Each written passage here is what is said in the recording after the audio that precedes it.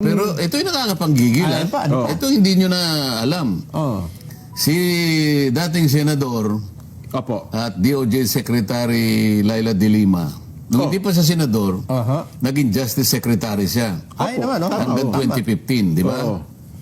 Pero nung yung audit ng COA, 2015, Okay. annual audit, Aha. COA,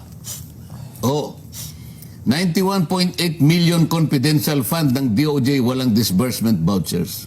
Panahon pa ni Dilima yan? 2015, 2015. annual audit. Oho. Annual audit report. Kowa na yan, Kong. COA. Oho.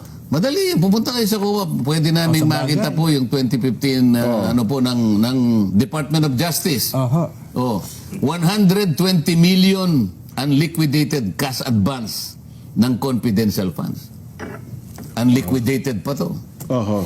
Samantalang iba, may pirma nga, may piatos nga lang sapagkat kino-cover. Pero ito wala eh. Una wala resibo. Walang resibo, yun ang mas mabigat. Pero 120 million yung walang resibo, cash advance eh. Opo. Cash advance.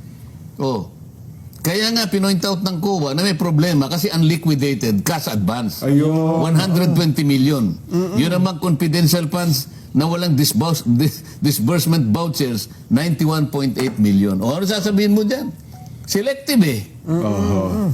So kung Ang gusto lamang nilang suriin, gusto Oo. lang nilang puntiryahin, yung gusto nilang sirain. Oho.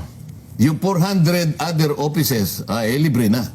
Paano ka makakagawa ng isang panukalang batas?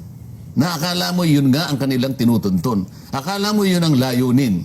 Kung yung layunin makagawa tayo ng isang pantay, isang makatotohanan at katanggap-tanggap na panukalang batas, bakit hindi mo i-involve lahat ang merong confidential funds? Bakit ang tinarget mo yung vice presidente? O hindi ba politika? mukhang Politika lang. Marinaw na marinaw. Pagkatapos Politika. kunwari in aid of legislation. Oo. Ngayon pala impeachment. Maski saan mo kwentahin eh. Oho.